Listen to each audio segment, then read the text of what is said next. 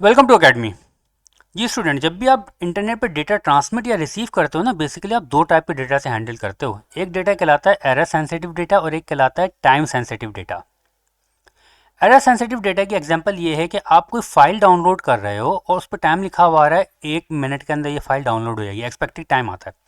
लेकिन किसी वजह से नेटवर्क पे कंजेशन आ जाती है, नेटवर्क की स्पीड स्लो हो जाती है, ये टाइम बढ़ के 1 से 2 मिनट, 3 मिनट या 4 मिनट हो जाता है। तो आपकी एक्सपेक्टेशन ये होगी कि कोई मसला नहीं है, 2-3 मिनट बढ़िया, कोई इशू नहीं है। लेकिन जो फाइल डाउनलोड हो रही है ना, ये करप्ट नहीं होनी चाहिए, क्योंकि अगर ये फाइल करप्ट हुई तो मेरी सारी की सारी ट्रांसमिशन जो है वेस्ट हो जाएगी। तो ये डेटा जो है, ये फाइल डाउनलोडिंग वाला, ये एरर सेंसिटिव है, ये टाइम सेंसिटिव नहीं है, टाइम ने इसके ऊपर इतना इफेक्ट नहीं करा। बात क्लियर हो गई। कुछ डेटा होते हैं टाइम सेंसिटिव। मिसाल के तौर पे आप लाइव वीडियो गेम खेल रहे हो, आप अपने एनिमी के ऊपर फायरिंग कर रहे हो। फायरिंग के दौरान में हल्के से जो है नेटवर्क पे एक फ्लक्चुएशन आ जाती है। तो आपकी एक्सपेक्टेशन क्या होगी कि यार बिल्कुल जो करंट सिचुएशन है ना, जो मेरे करेक्टर की है, वही सामने आए। ऐसा ना हो कि पैकेट्स बाद में डिले होके आ रहे हो, पता चला मैं अभी खेलते हुए उसको मारूं, अगले समय के अंदर मैं मारा पड़ा हुआ हूँ मैं, यानी मुझे पता नहीं चले कि बैक एंड पे जो है एग्जैक्ट टाइम के अंदर क्या हुआ है। तो ये डेटा कहलाता है टाइम सेंसिटिव। इसमें कोई हल्की सी फ्लक्चुएशन आ जाए, कोई इशू नहीं है। हल्की सी वॉइस क्वालिटी ख़राब हो जाए, कोई इशू नहीं है। तो इंटरनेट भी जो है ना, इन डेटा को देखते हुए, इनके स्ट्रक्चर को देखते हुए दो तरीके से इसको डील करता है। इनके ट्रांसमिशन के लिए दो टाइप के प्रोटोकॉल इस्तेमाल करता है। जो एरर सेंसिटिव डेटा है ना, इसके लिए वो यूज़ करता है ट्रांसमिशन कंट्रोल प्रोटोकॉल, और जो टाइम सेंसिटिव डेटा है इसके लिए वो इस्तेमाल करता है user datagram protocol, UDP and TCP. आज का हमारा टॉपिक ही यही है कि टीसीपी क्या है, यूडीपी क्या है, इन दोनों का स्ट्रक्चर किस टाइप का है, और इनकी करेक्टरिस्टिक्स क्या हैं, इनका जो हेडर्स हैं, हेडर्स का स्ट्रक्चर क्या है, उसमें क्या फील्ड्स हैं। तमाम चीज़ें आज की वीडियो के अंदर मैं आपको बहुत डिटेल में आपको टीसीपी और यूडीपी के बारे में समझाऊंगा। चलें जनाब, बिल्कुल शुरू से लेके चलते हैं, बिल्कुल ग्रास रूट लेवल से। मिसाल के तौर पे दो कंप्यूटर्स आपस में एक दूसरे के साथ कम्युनिकेट करना चाहते हैं। ये क्लाइंट है, ये सर्वर है। अब सर्वर जो है समझ लो कि यूट्यूब का सर्वर है, जहाँ से आप यूट्यूब की वीडियोस देखते हो। तो ये क्लाइंट जो है रिक्वेस्ट करेगा यूट्यूब के सर्वर को, हाँ भाई मुझे फलां वीडियो देखनी है, उसको डेटा सेंड कर देगा, हाँ भाई तुम वीडियो देख लो। लेकिन जो ये साइकिल है ना ट्रांसमिशन और रिसेप्शन का, ये इतना सिंपल नहीं होता। इसके बैक एंड पे 7 OSI लेयर्स इस्तेमाल होती हैं। OSI लेयर का पूरा स्ट्रक्चर इस्तेमाल होता है। अब OSI लेयर की तो मैं एक पूरी डिटेल में तकरीबन 1 घंटे की वीडियो बना चुका हूँ, जिसमें मैंने बताया है कि OSI लेयर होती क्या है, उनकी ज़रूरत क्यों है, वो एक एक लेयर का क्या क्या फंक्शन है, काफ़ी डिटेल में मैंने आपको वहाँ पे समझा दिया है। यहाँ पे मैं आपको सिर्फ इतना बताऊँगा जितना आज के लिए ज़रूरी है। बाकी अगर आपने ये OSI लेयर वाली वीडियो देखनी है तो आप चैनल पे जाके OSI लेयर लिखो, वहाँ पूरी डिटेल में वीडियो आ जाएगी। ओके जनाब, ये जो आपका क्लाइंट कंप्यूटर है, जो जिसको आप यूज़ कर रहे हो, ये एक ही वक्त में यूट्यूब से भी रिक्वेस्ट करते हो। यहाँ पे आपने एक ब्राउज़र खुला हुआ है जो कि यूट्यूब से कॉन्टैक्ट कर रहा है, ताकि मैं इस ब्राउज़र के अंदर यूट्यूब की वीडियो देखूँ। और ये दूसरा ब्राउज़र है, इसके अंदर आप याहू के सर्वर पर रिक्वेस्ट करते हो, याहू का वेबसाइट यहाँ पर खोलना चाहते हो। सही है, यानी एक ही कंप्यूटर पर आपको पता है मल्टीपल एप्लीकेशन सेम टाइम आप इस्तेमाल करते हो। अब इन दोनों की रिक्वेस्ट का डेटा जो है, इसकी जो स्टार्टिंग की 3 लेयर्स जो होती है ना, ये OSI लेयर की, ये लेयर्स डील करती हैं डेटा के साथ। तो हम इन 3 लेयर्स को हम कहते हैं ये एप्लीकेशन लेयर है। क्लियर है। और बाकी जो लेयर नंबर 4 होती है, ये कहलाती है ट्रांसपोर्ट लेयर। पे कहलाती है आपका नेटवर्क लेयर। ये कहलाती है आपके पास डेटा लिंक लेयर। ये आपके पास कहलाती है आपकी फिजिकल लेयर। हर लेयर के अपने अपने फंक्शन है, ये मैं OSI लेयर में काफ़ी डिटेल में बता चुका हूँ। अभी मैं सिर्फ इतना बता रहा हूँ कि यहाँ से इन 3 लेयर से जो डेटा आता है वो ट्रांसपोर्ट लेयर के पास आता है। ट्रांसपोर्ट लेयर का काम ये होता है कि भाई इस मशीन से डेटा को, बिल्कुल एग्जैक्ट डेटा को यहाँ से लेके अगले कंप्यूटर की ट्रांसपोर्ट लेयर तक पहुँचा दे। क्लियर है। और यहाँ की ट्रांसपोर्ट लेयर का काम होता है डेटा को यहाँ से लेके यहाँ तक एग्जैक्ट सही फॉर्म के अंदर पहुँचाते हैं। यानी ट्रांसपोर्ट लेयर रिस्पॉन्सिबल होती है डेटा की एप्लीकेशन तो एप्लीकेशन डेटा डिलीवरी की, यानी जिस एप्लीकेशन का डेटा है उस एप्लीकेशन तक डेटा को पहुंचना चाहिए। ऐसा ना हो कि आपने एक ही कंप्यूटर के अंदर याहू की से भी रिक्वेस्ट की हुई हो, यूट्यूब से रिक्वेस्ट की हुई है, तो यूट्यूब से जो रिक्वेस्ट आ रही है वो याहू के ब्राउज़र में खोल रही हो, और याहू से जो रिक्वेस्ट आई हो यूट्यूब के ब्राउज़र में खोल रही हो। ऐसा नहीं, यानी डेटा भी करेक्ट डिलीवर होना चाहिए और बिल्कुल एग्जैक्ट प्रोग्राम के अंदर डिलीवर होना चाहिए। तो इसके लिए ट्रांसपोर्ट लेयर करती क्या है, ट्रांसपोर्ट लेयर ये करती है, जो ऊपर डेटा आते हैं ना, उसके छोटे छोटे सेगमेंट बनाती है। सही है।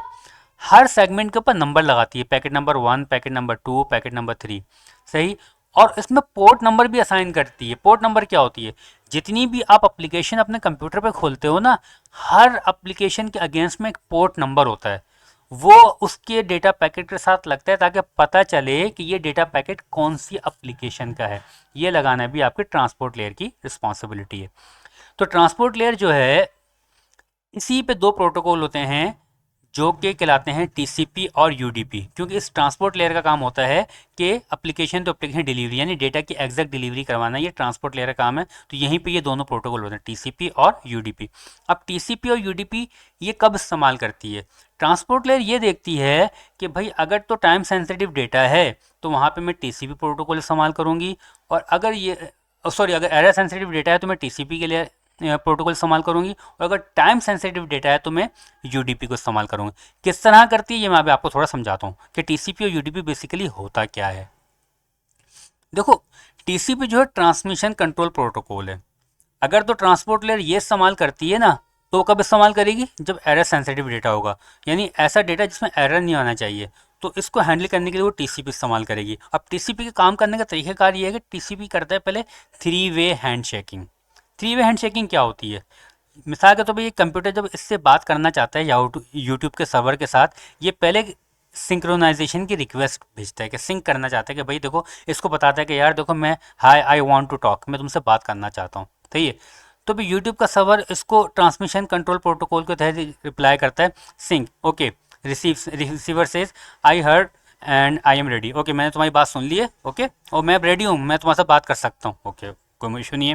फिर ये वाला जो ये अपना क्लाइंट फिर उसको बोलता है okay great here comes data, okay अब तुम्हें डेटा सेंड कर रहा हूँ। यानी इन्होंने पहले हैंड शेकिंग की, प्रॉपर तरीके से बातचीत की, अपने आप को रेडी किया, देन इन्होंने डेटा सेंड करना शुरू किया। क्यों? क्योंकि टीसीपी लेयर जो प्रोटोकॉल होता है ये यूज़ होता है एरर सेंसिटिव डेटा के अंदर। इसी वजह से हम इसे कहते हैं TCP is like a registered post. Registered post पता है ना आपको, आप डाकखाने जाते हो वहाँ पोस्ट देते हो, दो टाइप की होती है। एक पोस्ट होती है आप दे के भूल जाते हो, एक वो होती है जिसमें आप बोलते हो कि भाई जब अगले एंड पे जो बंदा रिसीव करेगा ना, उसके साइन ला के मुझे दिखाने कि हाँ भाई उसने रिसीव कर लिया है, तो ये रजिस्टर्ड पोस्ट कहलाती है। You don't just send the letter, you get a confirmation that it was received, it is connection oriented. यानी पहले पूरा कनेक्शन इस्टेब्लिश किया जाता है, पूरी बातचीत की जाती है, सारे प्रोटोकॉल सेट किए जाते हैं। तो ये यूज़ होता है with the help of transmission control protocol की मदद से, जो कि आपके ट्रांसपोर्ट लेयर पे इस्तेमाल होता है। अब जो टीसीपी जो लेयर होती है ना, जो टीसीपी प्रोटोकॉल होता है, इसका एक स्ट्रक्चर होता है पूरा। यानी मैंने आपको क्या बताया था कि हर लेयर जो है अपना अपना एक हेडर ऐड करती है। देखो टीसीपी ये ट्रांसपोर्ट लेयर ने भी अपना एक हेडर ऐड किया जिसमें टीसीपी होगा या फिर यूडीपी होगा। ये टीसीपी और यूडीपी का हेडर जो होता है ये डेटा के साथ साथ चल रहा होता है। तो ये हेडर जो होता है बेसिकली इसमें होता क्या है, इसमें सोर्स पोर्ट होती है, डेस्टिनेशन पोर्ट होती है, यानी कौन से प्रोग्राम से चला है कौन से प्रोग्राम में जाएगा। ये तो टीसीपी के अंदर भी होता है, ये यूडीपी के अंदर भी होता है, क्योंकि ये ट्रांसपोर्ट लेयर का काम है कि भाई पोर्ट को असाइन करना। लेकिन जो टीसीपी के अंदर जो अलग चीज़ होती है वो होता है sequence number, number 1, number 2 acknowledgement number, number 3 checksum. यानी डेटा का सीक्वेंस नंबर क्या है, ताकि अगर अदर एंड पे कोई डेटा मिस हो, कोई पैकेट नंबर मिस हो जाए तो हमें पता चल जाए। एक्नॉलेजमेंट नंबर क्या है, यानी जो डेटा जा रहा है उसमें की एक्नॉलेजमेंट आई है, हाँ भाई पहले डेटा की आ गई, दूसरे की आ गई, तीसरे की नहीं आई एक्नॉलेजमेंट ना, तो हम उसको दोबारा रिसेंड कर सकें। चेकसम क्या है, अगर पैकेट अदर एंड पे पहुंचा और वहाँ पे जाके चेकसम की मदद से चेक हुआ हाँ भाई डेटा के अंदर एरर आ गया, तो भी उसको रीड ट्रांसमिट करवाया जा सके। तो इसी वजह से इन 3 एक्स्ट्रा फील्ड की वजह से हम कहते हैं टीसीपी जो है connection oriented and reliable delivery की रिस्पॉन्सिबिलिटी लेती है।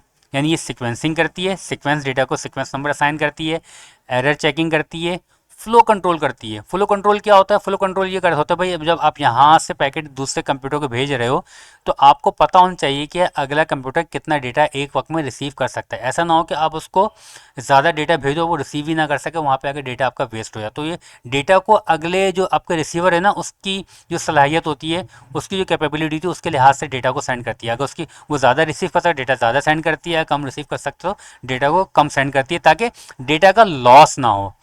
कंजेशन कंट्रोल, अगर बीच में डेटा पे कंजेशन आ जाती है, कोई नेटवर्क पे कंजेशन आती है, उसको भी कंट्रोल करती है। फिर ये देखते हैं यहाँ पे डेटा को ज़्यादा भेजना है, डेटा को कम भेजना है। ये सारा काम का ट्रांसमिशन कंट्रोल प्रोटोकॉल है। और ये कहाँ पे इस्तेमाल होता है? जो एरर सेंसिटिव डेटा होता है वहाँ पे इस्तेमाल होता है। अब वो एरर सेंसिटिव डेटा कौन सा होता है? मिसाल के तौर पर आप वेब ब्राउजिंग करते हो, आपने याहू का सर्वर ऑन किया, वहाँ पे लिखा है www.yahoo.com। अगर तो वहाँ पे डेटा आगे पीछे मिसमैच होके आएगा ना, तो आपके सामने जो स्क्रीन अपेयर हो रही होगी वो बिल्कुल अजीबोगरीब हो जाएगी। यानी जो याहू का जो एक्चुअल स्ट्रक्चर है वो पूरा डिस्टर्ब हो जाएगा, जो कि आप बर्दाश्त नहीं कर सकते। आप बोलोगे नहीं यार, मैंने तो याहू का सर्वर खोला था, वहाँ पे तो इतना ख़राब डेटा मेरे पास आ गया, वो तो वेबसाइट सही नहीं खुल रही। आप बोलोगे यार वेबसाइट करप्ट है, मैं इसको संभाल ही नहीं करूँगा। इस टाइप की आप बातें करोगे। यानी वहाँ पर डेटा को एग्जैक्ट डिलीवर होना ज़रूरी है। तो वेब ब्राउजिंग जब भी होती है तो वहाँ पर ट्रांसमिशन कंट्रोल प्रोटोकॉल इस्तेमाल होता है। एक होता है ईमेल। ईमेल के अंदर जो प्रोटोकॉल होते हैं एसएमटीपी पॉप3, जो ईमेल की ट्रांसमिशन रिसेप्शन होती है, वहाँ पे भी जो ट्रांसमिशन कंट्रोल प्रोटोकॉल ही ये काम कर रहा होता है।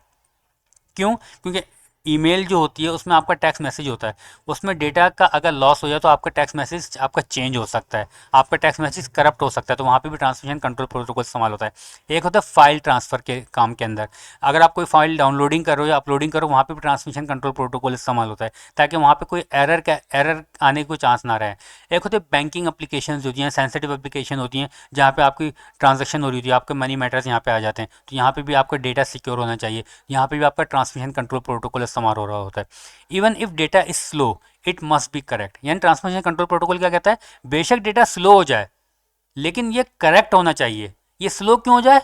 क्योंकि इसमें आप पहले थ्री वे हैंड चेकिंग भी करते हो, आप सिक्वेंसिंग भी करते हो, एरर चेकिंग भी करते हो, फ्लो कंट्रोल भी करते हो, कंजेशन कंट्रोल भी करते हो। तो इसमें डेटा थोड़ा बहुत as compared to UDP slow हो सकता है, लेकिन data must be correct. Okay, अब बात करते हैं यूडीपी, यूजर डेटाग्राम प्रोटोकॉल की। UDP is like a live radio broadcast. The station sends the signal, they don't care if you are listening or if your radio is turn off. It is connectionless and unreliable. यानी ये कोई request ये नहीं देखता, ये सिर्फ क्या होता है, टीसीपी क्या करता है भाई, ये आपका सेंडर है, ये आपका रिसीवर है, सही है, बट डेटा की जैसे रिक्वेस्ट आई इसने धड़ाधड़ डेटा भेजना शुरू कर दिया। कोई हैंड चेकिंग नहीं, कोई ये नहीं देख रहा कि यार डेटा सही पहुंच रहा है नहीं पहुंच रहा, कोई एरर कंट्रोल नहीं, कुछ भी नहीं। आप बोलोगे यार इतना बुरा है तो आप इसको इस्तेमाल क्यों करते हो? यार आपकी कुछ एप्लीकेशन ऐसी होती हैं जहाँ पे आपको ये इस्तेमाल करना पड़ता है, जिस तरह लाइव गेमिंग है, सही है। यहाँ पे अगर आप टीसीपी के इस्तेमाल करने बैठे रहोगे ना, तो हर पैकेट पे हाँ भाई थ्री वे हैंड चेकिंग हो रही है, हर सेशन पे थ्री वे हैंड चेकिंग हो रही है, हाँ भाई एरर कंट्रोल हो रहा है, जो बीच में फ्रेम मिस हो गया था वही फ्रेम का वेट किया जा रहा है, वो फ्रेम दोबारा आएंगे, तो आपके लाइव वीडियो गेमिंग कहाँ से आपकी हो पाएगी? या आप लाइव जो है वीडियो कॉल पे आए हो, सही है, अब वीडियो कॉल पे अब एक लम्हे के लिए आपकी तस्वीर शेक कर जाए ना, आप बोले कोई इशू नहीं है। लेकिन अगर यहाँ पे हम टीसीपी इस्तेमाल करना शुरू कर दें, वो बोलेगा नहीं भाई मैं तो पूरी एग्जैक्ट पिक्चर आपको दिखाऊंगा, जब तक एग्जैक्ट नहीं आएगी हम आगे नहीं बढ़ेंगे। तो आपकी वॉइस कहीं जा रही होगी, आपकी पिक्चर कहीं जा रही होगी, आपको मतलब कि सिंक्रोनाइजेशन नहीं हो पाएगी। तो यहाँ पे जो यूज़र यूडीपी प्रोटोकॉल इस्तेमाल होता है। अब यूडीपी का जो स्ट्रक्चर होता है, फ्रेम का स्ट्रक्चर देखो, वहाँ सोर्स नंबर पोर्ट नंबर तो खैर यूडीपी में भी होता है, टीसीपी में भी होता है, क्योंकि दोनों ट्रांसपोर्ट लेयर के प्रोटोकॉल है। तो यहाँ ये दोनों का काम ये होता है कि पोर्ट टू पोर्ट डिलीवरी सही होनी चाहिए। लेकिन यहाँ पे देखो आपके पास जो है, जिस तरह वहाँ पे एक्नॉलेजमेंट थी, यहाँ पे एक्नॉलेजमेंट नहीं है, वहाँ पे सिक्वेंसिंग थी, यहाँ पे सिक्वेंसिंग नहीं है, सही। यहाँ पे सिर्फ एक छोटा सा चेकसम है। आप बोलोगे एरर चेकिंग तो इसके अंदर भी है। यहाँ पे जो चेकसम है ना, वो पता क्या करता है, वो देखता है कि भाई आगे से कोई अगर डेटा आया उसमें कोई एरर आ गया है तो इसको डिस्कार्ड कर देगा, दोबारा रिक्वेस्ट नहीं करेगा कि दोबारा सेंड करो मुझे। क्यों? क्योंकि देखो ये एक तस्वीर ख़राब हुई है ना, एरर आ गया तो ये बोलेगा भाई यहाँ पे पैकेट को डिस्कार्ड कर दो, तस्वीर थोड़ी देर के लिए रुक जाएगी या यहाँ पे ब्लर हो जाए, कोई इशू नहीं है, लेकिन मैं दोबारा रिक्वेस्ट नहीं करूँगा। मैं रिक्वेस्ट क्यों नहीं करूँगा? अगर मैंने दोबारा रिक्वेस्ट की है, ये तो लाइव ट्रांसमिशन चल रही है ना, जो अगले पैकेट्स आए हैं सारे क्या हो जाएंगे, आगे पीछे होंगे, सारे जो हमारे ट्रांसमिशन का बेड़ा गर्क हो जाएगा। तो यूडीपी क्या करता है, अपने पास जो चेकसम इस्तेमाल करता है वो सिर्फ इस पर्पज़ के लिए इस्तेमाल करता है ताकि देख ले सही है या गलत है। अगर गलत है तो डिस्कार्ड कर दिया है, बस बात ख़त्म करो उसको। ये क्या करेगा, ये कनेक्शन लेस होता है, यानी बस ट्रांसमिशन हो रही है तो हो रही है, अब अगला रिसीव कर रहा है नहीं कर रहा मैं नहीं जानता। इसमें no acknowledgement, no retransmission, no flow control, very fast, low overhead, बहुत ज़्यादा फास्ट होता है। और उसके एप्लीकेशन मैंने आपको बता दिए, लाइव वीडियो स्ट्रीमिंग में इस्तेमाल होता है, ऑनलाइन गेमिंग में इस्तेमाल होता है, वॉइस ओवर कॉल वॉइस और आईपी के अंदर इस्तेमाल होता है। डीएनएस क्यूरी के अंदर इस्तेमाल होता है। डीएनएस मैंने आपको क्या बताया था कि भाई जब आपने कंप्यूटर पे www.yahoo.com लिखते हो तो yahoo.com को तो आप राउटर नहीं जानते, उनको तो आईपी चाहिए होती है। तो ये डीएनएस सर्वर क्या करते हैं, वो आपकी वेबसाइट के अगेंस्ट में जो आईपी एड्रेस बताते हैं। तो ये डीएनएस क्यूरी जितनी होती है वहाँ पे सारी की सारी यूडीपी इस्तेमाल होती है। अब आप बोलोगे यूडीपी अगर इसमें डीएनएस में इस्तेमाल हो रही है तो किसने गलत आईपी बता दी तो हमें।